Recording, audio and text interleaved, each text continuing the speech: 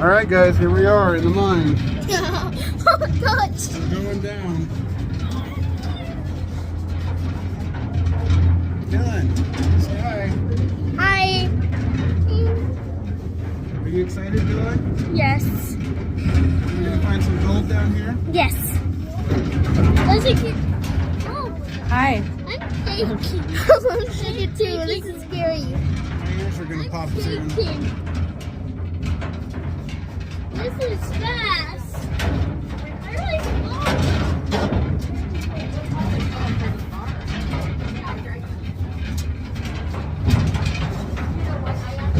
You guys are probably gonna want to take off your jackets. Is that normal?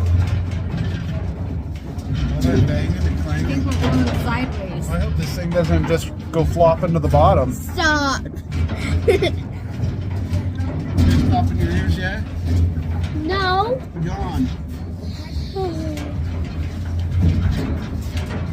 Did you yawn, Dylan? I'm trying to. I can't. How far are we going? 1,000 feet. It's 1,000 feet down to the bottom. I heard something. This is so cool. This looks like a wood structure.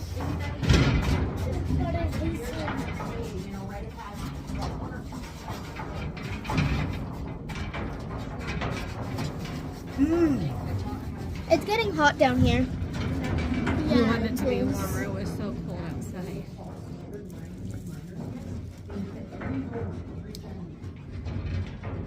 Gretchen likes the game up Oh, when we're it hurt. almost there. Get can slow down. So does Iris. Mm-mm. I like being the cameraman. Whoa, I see the bottom. Whoa. Are we staying in here? And how do we get down? Alright guys, welcome, you did it. Kind of a cool way to come underground, huh? Yeah. Don't do that every day, do ya? No. It's definitely less scary than the orange. Oh, so you've done the arch. Oh yeah. Oh, very good. Those tiny little pods where they put 5 of you in one of those little eggs. Shaking in here. Hi guys, welcome. I'm shaking in there. Were you just kind of bouncing back and forth? I know, isn't that kind of a bumpy ride? Now, if you guys thought that was bumpy on the way down, if you guys would come down here with me when I do morning inspection, it's a whole different story.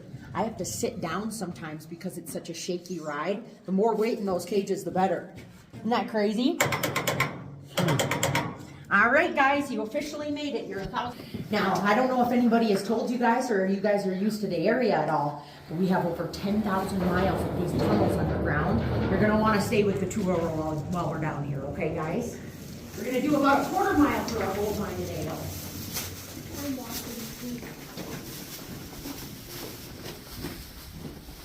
Hey, I'm cutting. I'm cutting. You're creepy mannequins in the corner, right? No, it's one of those things I always tell people, if you leave the tour, that's what will happen to you. You'll just kind of petrify in place. Because I've had to chase people around down all these old crosscuts. Now, guys, did everyone get a chance to check out that active pit mine at the top of the hill when you came in? We saw it. You saw that? You saw the haul trucks moving around up there? That is $1 million a day gold mine, if you guys can imagine. 1,000 ounces they pull out of the ground every single day up there. Now, we don't do mining like that underground, obviously. That's active pit mining on the surface. We've been mining here for 130 years, guys. Now, for the last 30 years, it's only been up on the surface. But what you guys are walking through, this is how we first started mining in the district. Now, 10,000 miles of this stuff, it's all been done 6 feet at a time. We started in 1890 and we kept going up until 1960. And that's when the price of gold dropped so low we couldn't afford to stay underground anymore. So I'm going to show you guys how we got all this stuff out of here. Now, if you would have gotten to work 130 years ago, you were hand drilling and everything was done by candlelight. I promise you guys at the end of this tour, you're really going to love your jobs because you're going to see how tough they had it back in the day. Now, imagine this being an 8 to 12-hour shift. That's how they would expect you to hand drill all day, every day for 8 hours at a time. Now, as soon as you're a foot into the rock wall, you'd switch to 2 gentlemen drilling a 6-foot hole at a time. Now, you guys, seriously, imagine this being your job. You got the striker up here. He's swinging a 10-pound hammer all day, every day. But do you guys see that drill steel sitting on his buddy's shoulder? He has to give that thing a quarter turn every time his buddy hits it, right? But look at the size of the drill steel. They're trying to hit something this size sitting on their friend's shoulder, and they're working by candlelight. How often do you think they missed? Happy this isn't your job, right? Now, this was the standard drilling. If you hit your buddy in the back of the head, they would give him a 10-minute break, but then they'd switch up your positions. So now you got a dude with a concussion swinging a 10-pound hammer at the back of your head. Not a good way to live, right? This was about the first 15 years we were underground. Now, we were using candles, but those candles were burning up all the oxygen we needed to breathe down here. So we started using, these are called carbide lamps. Now, carbide, it gives off a little bit brighter and whiter light. But I don't know about you guys. Do you want to be drilling a 6-foot hole like this? No. This is how they were working. This is all the light they had back in the day. Isn't that kind of crazy? Now, the electricity that we have down here, that is just for you guys on the tour. When they were down here blasting for 70 years, they never hung electrical because every time they would blast, it would just compromise the electric system. So it's always just been lamps, candles, or those carbide. So it's just kind of crazy to think, but now if we keep going, you're gonna see it just gets easier and easier. We don't even do this type of work anymore just because it's not efficient. If you guys have questions, I don't care if you raise your hand or interrupt me, make sure you ask them, but keep your eyes open on the rock walls, you guys. I don't know if you've ever been down in a gold mine before, but we're actually in the 24 richest square miles on Earth right now, so you're gonna start seeing a lot of cool stuff come out of the rocks.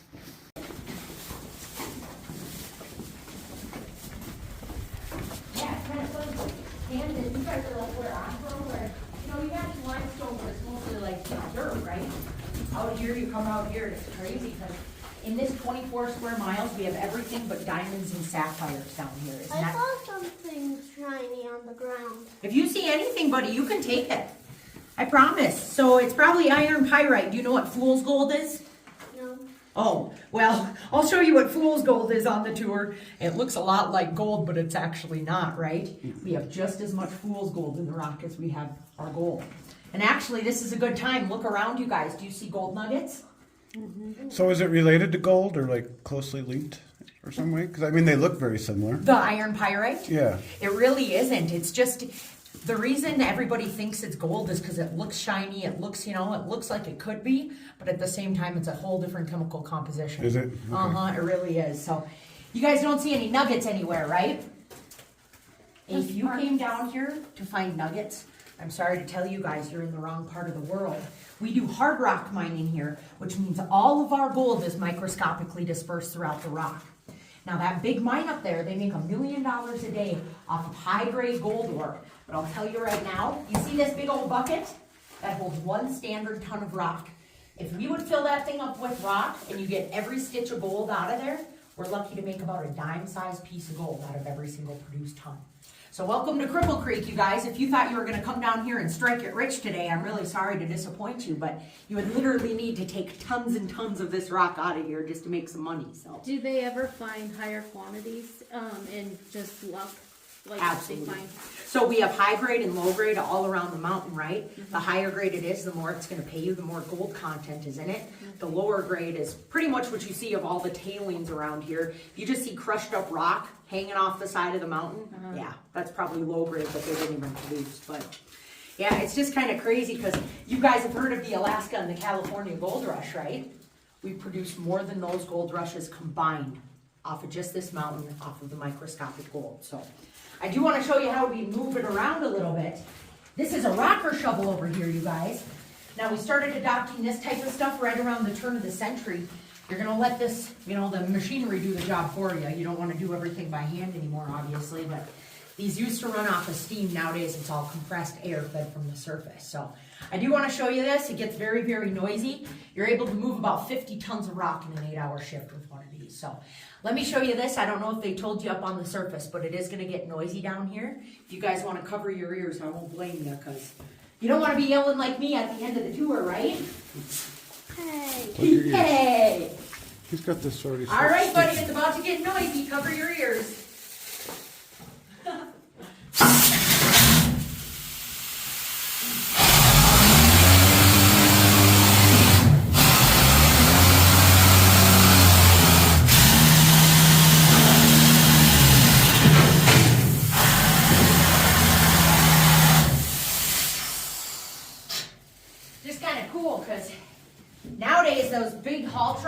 there, they can move 300 tons of rock in one haul now. We don't even do stuff like this anymore because it's just not efficient, but. Yep.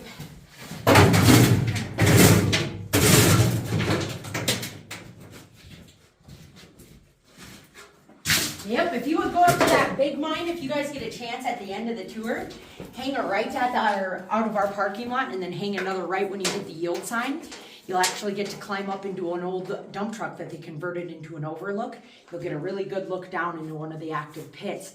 And then if you guys do that, keep in mind that's just one pit out of 10 that they have up there. It's a massive mine. Massive. And like I said, you guys keep your eyes on the rock walls. You're gonna start seeing a lot of cool stuff coming out as we keep going. That's Epsom salt thrown on.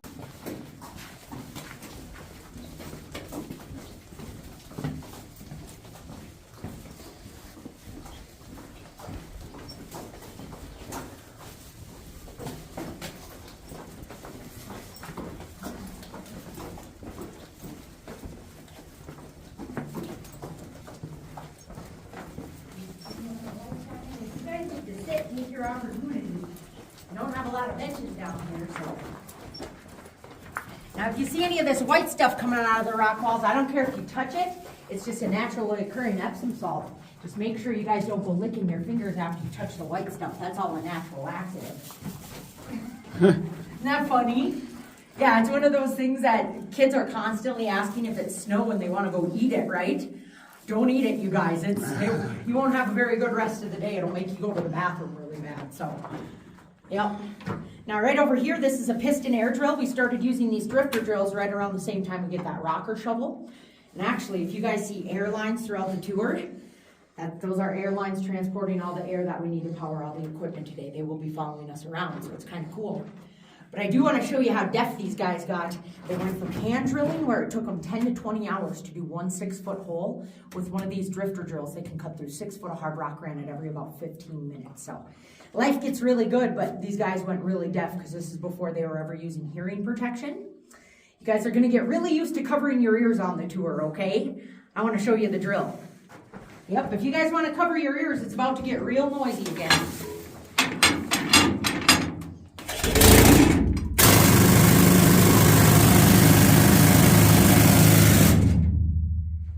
Insane. Could you imagine listening to that for 8 hours? It's not so bad when you're only listening to it for 5, 6, 7 seconds at a time. But I would imagine the dust is an issue. The dust, actually, it wasn't even that bad because our hard rock granite just falls. Well, it's so tough to get through that it hardly produces any dust when you're drilling. It does, obviously, but not to the point where it's debilitating. So when you drill, you're going to drill to make a weak spot and then take out big chunks. So how you're drilling is right over here. I'm glad you asked this question right here. The way they did the 10,000 miles, 6 feet at a time, we call this a standard pattern. They're going to start with this little hole. Do you see this reliever hole right here? You leave an open 6-foot hole, and then there are actually 5 different blasts that are going off within milliseconds of each other. So if you would hear one of these go off, it would sound like one blast to you, but actually milliseconds in between, there's 5 different blasts going off. They're going to start in the middle with the burn, and they're going to go to the box, then the ribs, then the back. The 5th and most important ones to go off, those are called relievers. They're actually going to be thrown down at a 30% into the rock, and it's actually going to bank off all that crushed rock that was just crushed up milliseconds before. It'll bank it off the back wall, off the ceiling, throw it out actually, so someone else can keep drilling as someone else comes to pick up the rock. Huh. Isn't that incredible? Yeah. But the reason, you guys, if we didn't leave these 6-foot reliever holes, this whole thing would just go, it wouldn't move anything. You really need a place for all this crushed rock to fall in on itself, because I'm telling you guys, like, if you are nervous to come underground today because of the rock, do not be. Pikes Peak granite is one of the strongest rock compositions in the world. It's awesome for mining because it means we have no cave-ins, right? But at the same time, it makes mining in this district ridiculously hard because it is so hard. The hard rock granite, like if you guys see pickaxes down here, there's no way we were using pickaxes. There's not a strong enough man in the world that can cut against this hard rock granite. It's kind of cool to think about. So we really hardly ever dealt with dust. which is kind of crazy to think. The worst thing they dealt with back in the day was nitroglycerin. After they would use this explosive, it would put nitro in there and it would give you a really bad headache. So that was the worst thing they had to deal with down here besides gases and obviously, just being dangerous as mining in general. But Is gold the only thing they're after? Yup, so right now, for the last 130 years, they've only been chasing gold, but we have just as much silver in the mountain. You guys get this, when they're done with the gold production, they're estimated to be done in 2055. They're gonna be pulling out 1,000 ounces every single day until then. When they're done with the gold, they're coming back for the silver. Because there's just as much silver in the mountain. And that's gonna be another 100-year process to get the silver out. And now that they found gold in the way they found it, where you basically have to grind it up, is this the only mountain? This is the only mountain. So this is the only one because 35 million years ago we were an active volcano. All this precious material came up and solidified right under us. So even if you guys go 10 minutes away from here, you're not going to find gold content in the rock. So we're in a volcano. You are in a, caldera. It's a collapsed volcano, I do believe. But sorry, I just know it's a caldera, the little area, the little bowl we sit in, and that's produced from a volcano. I'm sorry, I don't know that exactly. I think that means it's just extinct. Yeah, right. There you go. Thank you. Because I'm like, I don't know everything about the 35 million years ago portion of it, right? Noah, is anybody going to be here tomorrow morning? Are you guys staying in town? Probably not. Are you? No, we're headed home tomorrow. Okay. Well, the reason I asked you guys is because it's really kind of cool to be in this area. Like, I don't know, did you guys feel it this morning? Were you here at 8? When the dynamite went off? Yes. Yes, I heard it. So did you feel it at all? No, but I heard it. Yep. So like the big mine, that must have been one of the smaller blasts. They used usually in between 40 to 100 tons of ANFO at one time. They'll always do it in between 7:30 and 8:30 in the mornings. You guys must have felt a smaller blast because the 100-ton ANFO times, all of Cripple Creek will shake. Really? So that's why I always like to give people a fair warning. But I'm glad you guys got to experience a little bit. Because, yeah, it's just kind of cool to be around here for. You guys notice we don't have timbers or cribbing holding anything up down here, right? I'm telling you, we've never had a documented case in over 130 years, 10,000 miles. That big mine has done ANFO blasts for the last 30 years. Have you had people get lost and die in all these 10,000 miles? Oh, I don't know about lost and die. I hope not. But no, we've had people that have been lost underground for a couple days, actually. But they made it back up. That we know of, Does it go down further? The mines? Yeah, so our deepest level in our district is the 3,300 level. So the Ajax mine goes down 3,300 feet. Wow. So if you guys thought our little skip ride was along the Ajax, if you guys went all the way down to the 3,300 level, it usually take about 10 minutes in the skip ride. Brian, one of the dudes that work here, he used to work there, and that's what he told me. It would take him 10 minutes to get to work every day in the skip. Jeez. Isn't that insane? Now, right over here, guys, I'm not going to run this one for you today. This is another one of our jack leg drills. Sorry, I was going to call it a drifter drill, but actually, these ones are so much more lightweight than the other ones you saw over there. 30 years after we started using these came out, and now get this, 80 years later, we still use jack leg drills in this district because they work so hard. They work really well in our hard rock granite. They'll cut through about 6 feet in 2 minutes, which in our area is very, very nice because obviously you can do a whole heading in about 2 hours, but no, it's just one of those things that if it works, you're gonna stick with it, right? For 80 years, we've been sticking with jack legs. Now, what you're gonna hear in the corner is actually just a subwoofer going off. We've recorded a blast for you guys to get an idea of what it's like to be underground while the blast is going off. Did you hear that? So nowadays, the blast sounds more continuous, so. But sometimes I'll just be walking through here on morning inspection and all of a sudden I'll hear that big blast go off. We don't feel it down here, but if you're up on the surface, like where were you guys at? Were you just right outside? Right outside the driveway. Because I wish you were here for one of the bigger ones, because sometimes I have to sit down because the ground is shaking so much. We've had windows break because of those blasts, so it's just kind of cool though, right? I don't know, sorry. Everybody's definition of different here or cool is different.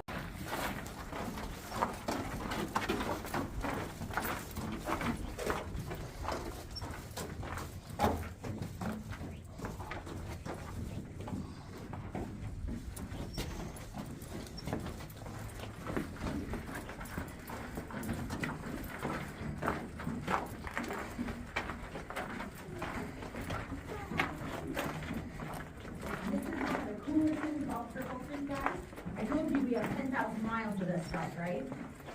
If you would start following any of these dark crosscuts at any time off the tour, you would find yourself within 5 or 10 minutes of walking in someone else's mine. The 10,000 miles, it's all interconnected by over 500 mine shafts. And, like I said, you could start walking and you'd find yourself in someone else's mine. It's all within a 24 square mile radius too, so.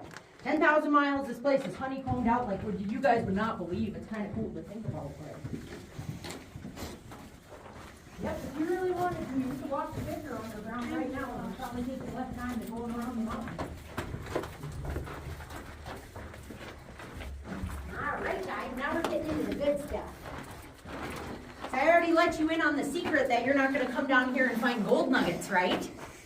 Now, if you come in here, you guys will see this is what our gold looks like. Now, if you're looking at this and you're like, how is that gold? I'll explain it, okay? Now, do you see this purple vein up here? This is called purple fluorite. Now, for the last 90 years in our district, we have been chasing purple fluorite. For the reason being, remember I told you guys we get 1 dime-sized piece of gold out of every single produced ton. Every time we bring this stuff up to the surface, it always pays us the most per ton. So this is purple fluorite, and you can see all those little sparkles in there, right? It's always the highest gold-bearing ore that we can get our hands on, you guys. We have been chasing purple fluorite in this district for 90 years. And now you probably already saw that little fluorite vein, it's running upwards like this, right? The way we are doing our hard rock mining in this district is called stope mining. We're gonna find these veins, we're gonna go up under them, imagine the vein running right there, you're gonna go up under the vein, blast all that rock, use gravity to your advantage to have all this fall. So guess what, you guys? That's where you would spend an 8 to 12 hour shift. You'd be up there drilling above your head, all that rock would fall. Now, actually, buddy, can I ask you how old you are? 6. I bet you're 5 or 6. 6. I figured. Well, guess what, buddy? If you lived here 100 years ago, you would already start working next year. As a 7-year-old, for 50 cents a day, you would already be running equipment underground. Be happy you have child labor laws on your side nowadays, right? And all the money goes to the parents, right? Money goes to the parents. You never got to keep that 50 cents. It went straight to the parents, and then, yeah, as soon as you hit 14, that's where you'd be standing for an 8 to 12 hour shift, and then you have 14-year-olds making just as much as a doctor could make in one day. But think about this. Do you think you ever had a safety harness? Never had a safety harness up there, you guys. This is before MSHA. This is before anybody cared about your safety. Now, I do want to show you this slusher bucket. It was designed to push all that rock through ore chutes, just like this over here. It's like a plow on a drag line, you guys. It was just designed to push rock around so you don't have to do it with your back. Now, I do want to show you this, and just imagine this, buddy. You would already be very well versed on this by next year. It's kind of crazy to think, but now it is about to get noisy. If you want to get closer, you're more than welcome to, but yep, cover your ears if you want to.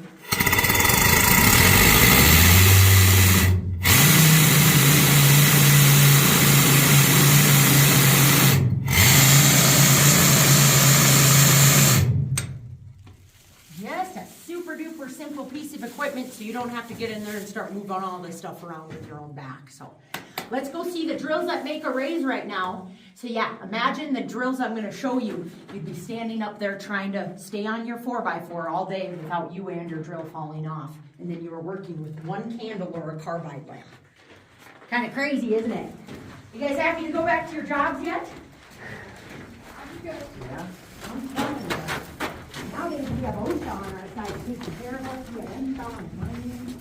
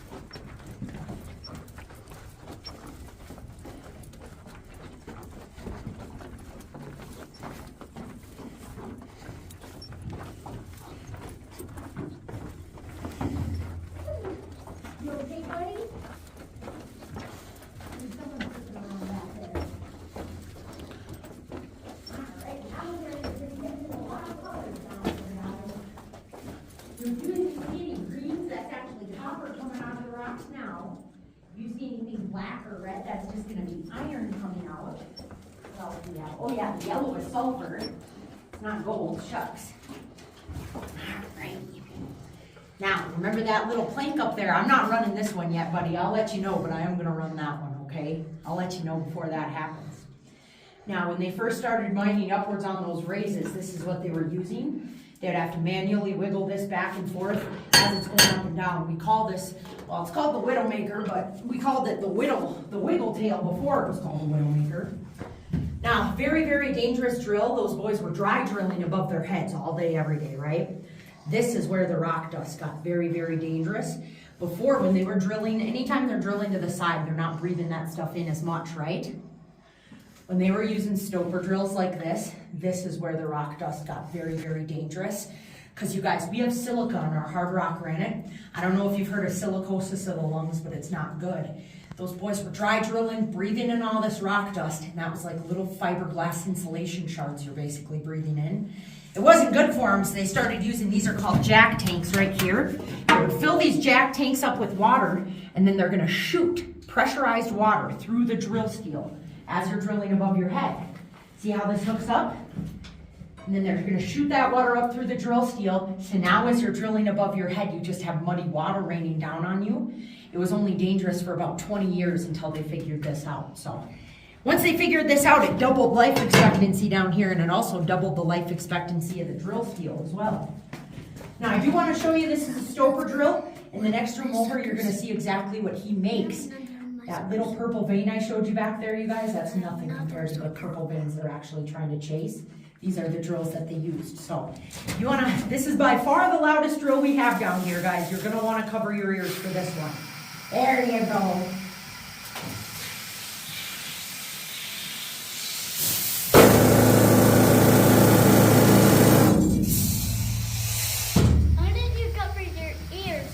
Somebody's got to hold the video.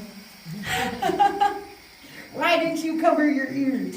Do you think they could cover their ears when they were mining back in the day? By this time when they were using these, they were using hearing protection. But up until the 20s, you guys, they hardly ever used hearing protection down here. And they would have a couple of these running at one time. So imagine how deaf they would get. Now everybody come into this room. Yeah, this is a whole reason you're underground. Everybody get on in there. Now, do you see where this big void is in the ceiling up here, guys? This is the size of vein they are looking to chase. Now, this is what we call, this is the Queen Bess Stope. This is the size of vein they are chasing. Now, you don't see the purple rock anymore because it was extracted about 90 years ago. But this goes all the way up to the surface just like this. This is just 1 out of 500 stopes in the district. So it was purple going up? Yep, so it was a big old vein of purple that they took out of here. Okay. Now, I told you we've produced more than the Alaska and California gold rush combined, right? No, I don't know. Well, we have, and it's Okay. been off of these purple veins. Okay. Yep, so I know it probably doesn't seem like much, but I'm telling you, if you put it in today's money, Cripple Creek has produced about $7 trillion in the last 130 years off of microscopic gold. Okay. So it's kind of crazy to think, but I'm telling you, if you get enough of this purple rock together, you can make a killing. Now right over here, this is a tugger. It's just an old chipping hammer that they would use to winch up all that heavy equipment that they didn't want to have to carry up themselves. This is another one they would expect a 7 to 14-year-old to be able to run. So let me show you this, guys, and then we're going to go take an air tram ride. So yeah, it might get a little bit noisy if you want to cover your ears.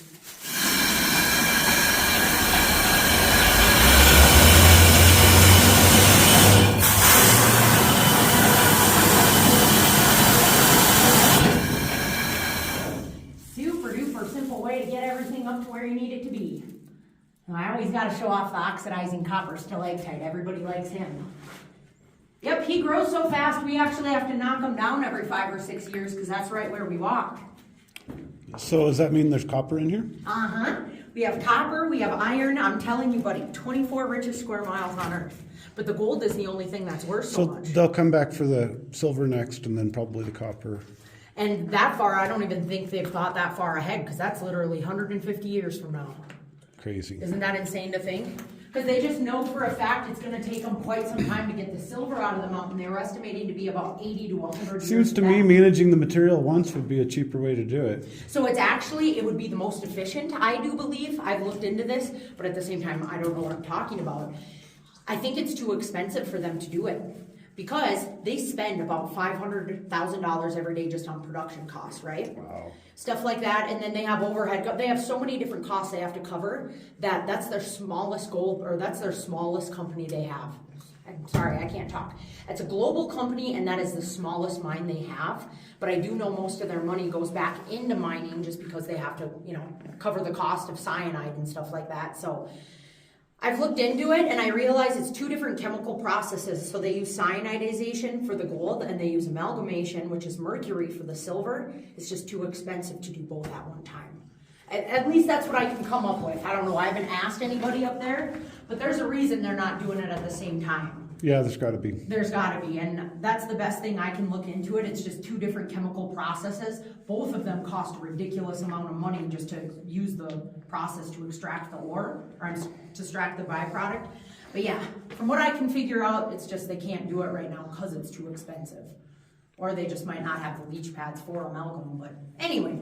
If you guys wanna grab a seat, we're gonna take an air tram ride. Now this is one of the coolest things we have underground. It's only about a 3 or 4 minute ride, but it's just a tank of air and we only use about 20 pounds of air to get to where we need to go. It's just kind of cool.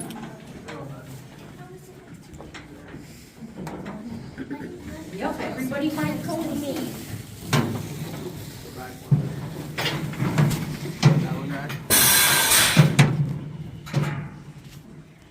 Great. So we'll take 2 or 3 minutes to get to the next station, guys. I don't care if you have fun on this thing, just don't stand up once we get going. If you're expecting a roller coaster ride, don't get too excited. We're gonna go about like 5-6 miles an hour. Yeah, have fun, throw your hands up, right? Just don't stand up.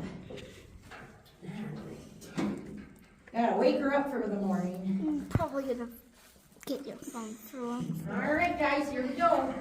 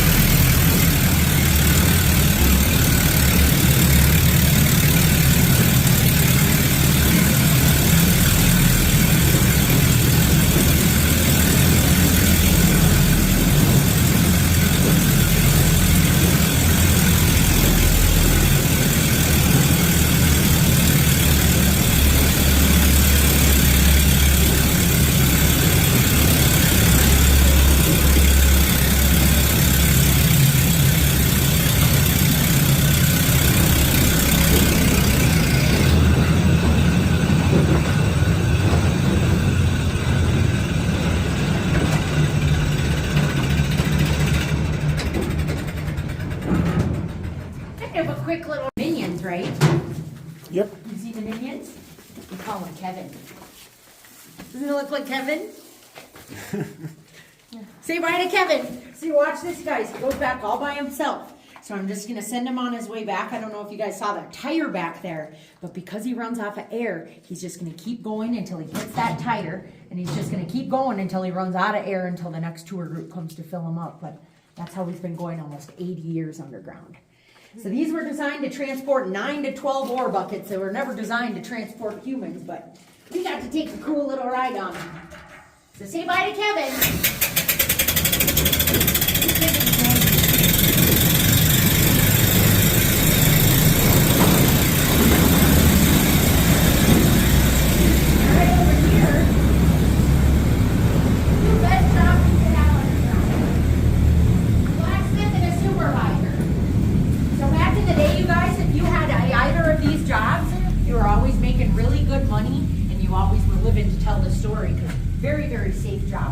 drilling and blasting. Does anyone want to try the mine bike out and be our guinea pig? Any of you guys want to try it out? So I don't know if you're tall enough yet for your little legs, but if you want to get on here, and then maybe if you can't get it going, Mom or Dad could take you on a ride. Maybe not. Okay. If you guys want to get on here, try it out, dude. You're Give it more a than try. welcome. We take this almost every morning. Just be very careful. It's kind of slippery, okay? Get on there and give it a go. It's a 90-year-old mine bike. Yeah, maybe you. I don't know if you're going to be tall enough to reach the little pedals, buddy. Well, cute little picture at least, right? For today, it was always something like you would have to have at least 5 years to become one of these. Yep, I'm holding you in place, buddy. There we go. Get up on there. I'll at least get you a picture. You guys will have to come back. Everybody come on in here. Now, if you guys see anything in this room that really interests you, you please ask me about it. These are all just different rock specimens from the district. Yeah, now you're gonna see exactly how we get our gold out of the mountain, because I told you guys it's the purple stuff we're looking for, right? But guess what? We can produce pretty much any rock in the mountain, and there's gold in it. Now, the purple is the highest grade I was telling you, right? That's the absolute highest grade gold ore we can get our hands on. But pretty much all the other rest of the mountain is high or low grade ore.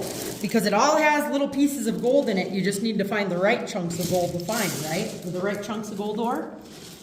Now, if you guys would have been here in 1890, we had less than 500 people in the district. It was just a small ranching community. Here, I'll give everybody a good chunk of this, and then if you find your own, you can go ahead and take some too. Yep, this is exactly how that big mine would make $1 million a day off of high-grade gold ore. Is the sparkles we're seeing gold? Yep, so the sparkles, there are 4 different types of sparkles in the rocks. 2 are worth nothing, 2 are worth everything. Have you guys heard of Telluride, Colorado? Mm-hmm. Yep. We look for gold tellurides in this district. They're either sylvanite or calaverite. Now, the other 2 sparklies are iron pyrite or mica, which aren't worth anything. We have all 4 sparkles in the rocks. Now, if you guys find, you know, if you're lucky enough to find the gold tellurides, if you heat it up, like if you guys have a kiln or a forge or a hot torch at home, you can take this rock sample home, you heat it up to 1800 degrees. You see how those bubbles coming out? That's the closest thing you'll ever get to natural 24 karat gold. Now, when we're talking about iron pyrite, this is iron pyrite. Do you see how that could be misled for, oh, that could be gold? So gold won't be square? Gold is not square. You're absolutely correct. Very good, you guys. If you see a distinct box shape on your ore sample, you have by far, that's definitely iron pyrite, yep. But if you guys have heat at home, it takes 1800 degrees to get your gold out of the rock. If you don't have heat, you need cyanide, and you know, good luck getting your hands on cyanide. That's federally regulated. We have a torch at home, Dylan. Do you really? We do. Take a couple then, buddy. If you guys are gonna, now I'm telling you, is it an acetylene hot torch? Yes. Very good. So take some of this home, and actually let's find a couple chunks for you. Like take a couple big chunks. If you guys take this home, make sure you put this in the windowsill for about a month and let it really dry out.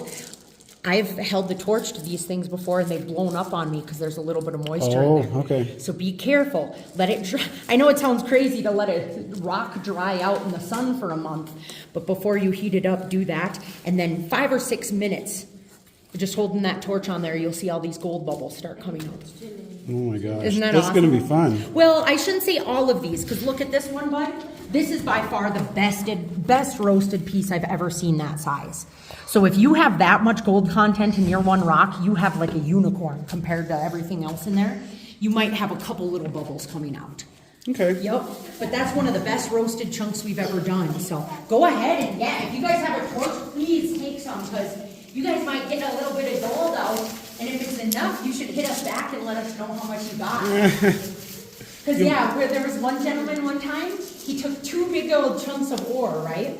And he had a hot torch, and there were just these ugly pieces of rock. He hit us back up saying he just sold his gold for about $150. Really? So what he got out of the rock sample, which we couldn't believe, because I'm telling you, you would never know what you have in your gold ore until you either heat it up or you use cyanide on it. So it's just kind of fun to think about, because it's kind of like a treasure hunt in this area. If you guys like treasure hunts, welcome to Cripple Creek. You would love it here, because I'm constantly looking for the treasure of the gold in the rocks. Yep, now once you guys have your ore sample, do you wanna actually go to that chain up there for me? Yep, there's a chain that's gonna stop you. I just need to shut this thing up. They don't let me look through there myself. You know, I'm the one that brings down here. Alright. Now we got one piece of equipment left to show you. This is an old steam hoist.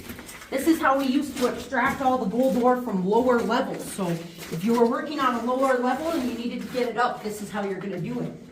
Come on in there, guys. Now, if I could get everybody on the rocks and off the wood, I do want to show you how this whole thing works, so. Party animals. Yep, come on the rocks and off the wood for me, guys. I just want to make sure everybody's safe, because this bucket will swing around sometimes, and I don't want to hit anybody with it, so. And you don't even have to cover your ears for this one. It's pretty quiet.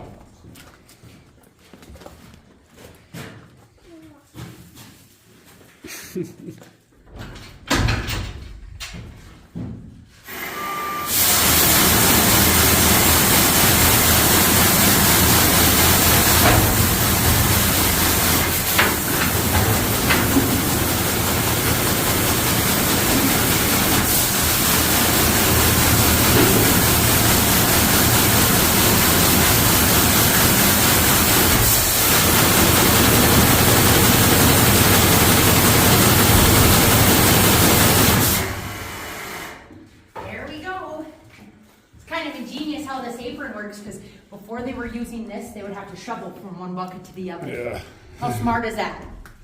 Yeah, those were very much so used. If you guys drive around Cripple Creek or Victor long enough, you will see these used basically as lawn ornaments because they were used so often back in the day. And actually, I should bring this up now. Did you guys know that we used to have donkeys underground transporting the ore for us? Has anybody heard that yet? Yeah, no? Anyway, the reason I bring it up, because if you guys go up to Cripple Creek and you drive around long enough, you guys just might find 15 donkeys roaming around Cripple Creek. And if you drive up to them very slowly and you start rolling your window down, they will come running to your vehicle because they think that you have food for them. And the reason we have them up there nowadays is because they used to work underground.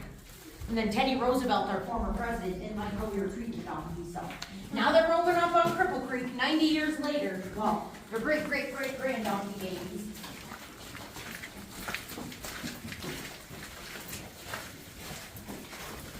All right, guys, get your pictures. You're almost to the end of the tour. Now this is where they used to have the donkeys in their stables. And then once we got rid of the donkeys, we converted all the stables into where you have to go eat your lunches. It's just kind of crazy because if you guys see this air sock up here, we never shot fresh air down here for humans ever. It was just for the donkeys. About 3 or 4 times a year, we'll have a bad air day when we can't be underground because there's CO2 down here. All the miners would leave, but they would leave those donkeys locked up underground and then just shoot fresh air from the surface. So if you guys see those donkeys up on the surface, give them lovin's because their ancestors weren't loved on too much back in the day. All right, does that look familiar? Yep. Yep, that's where you guys started. You guys just did one big old loop underground. Now, did anyone hear bells going off up on the surface? I know we were the first tour down here and it was a very slow start to the morning, but if you guys ever hear bells going off, sequences of bells, it's just our way of telling the hoist operator what to do with the skip. So that's not like a regular elevator. It doesn't just go, up and down by pushing a button. There's a gentleman that controls the way we go up and down, and this is how we tell him what to do. So if you guys ever hear bells going off, you kind of know what's going on. And if you guys hear anything else, that's just another tour group down here. Now, does anyone want a picture before we go back up? Yes. Yeah.